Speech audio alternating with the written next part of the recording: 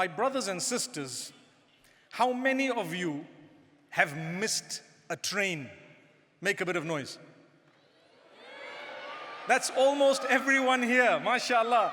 You've missed a train, even by a fraction, by a moment. So I want to give you a few examples. Imagine yourself having booked a beautiful cruise, a holiday somewhere in the world, and it's a huge ship going from port to port, perhaps city to city, island to island for 2 weeks. What they do is they will dock, they will stop, they will let you come off, they will let you disembark and spend the day at that particular place. And they will give you a time to tell you, 4:30, you've got to be back. And you should have boarded this ship because 5 o'clock we're going to leave. Imagine a huge ship docking on an island and you're in the ship enjoying yourself, 5-star cruise. And suddenly, when they dock, they've stopped, you spent the day on an island, and as you are rushing back, you notice it's already 5 o'clock. And what happened?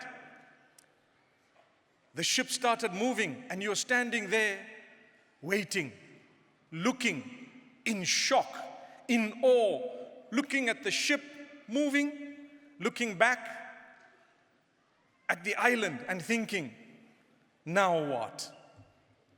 Can you picture that? Now what?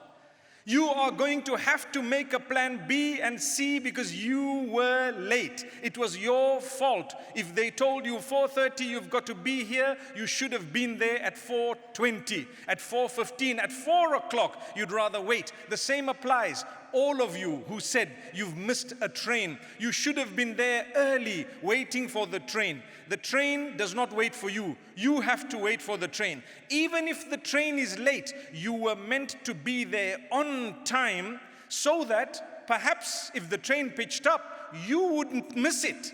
But if you were late by a fraction of a second and those doors closed, the fault is yours. You are going to have to make a plan B and C. You are going to miss perhaps a lot of meetings, perhaps your lectures at school or university or whatever else it may have been. Your work, you might miss hours. The same applies if you were to look at an aircraft.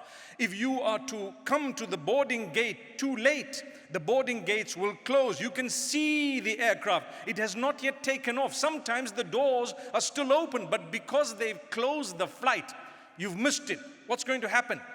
Plan B or C or D. You will have to pay, you will have to change, you will have to get accommodation. It's going to cost you a lot.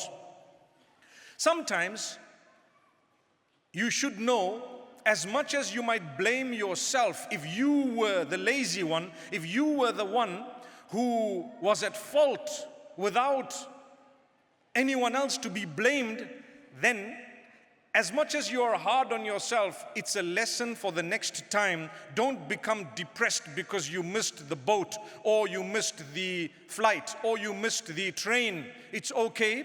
Let me understand I need to do better next time, and I also need to make sure that I'm going to make a plan B for now. But if it was not your fault, someone else's fault, smile and thank Allah. Thank Allah even more. Not to say you should not thank Allah when it was your mistake, but you have an element or a certain portion of the blame that you know, I was at fault, I left too late, I did not take into consideration the traffic and so on. So if you look at this, you will understand the level of blame upon you is to a certain point, but you have to be happy with the decree of Allah.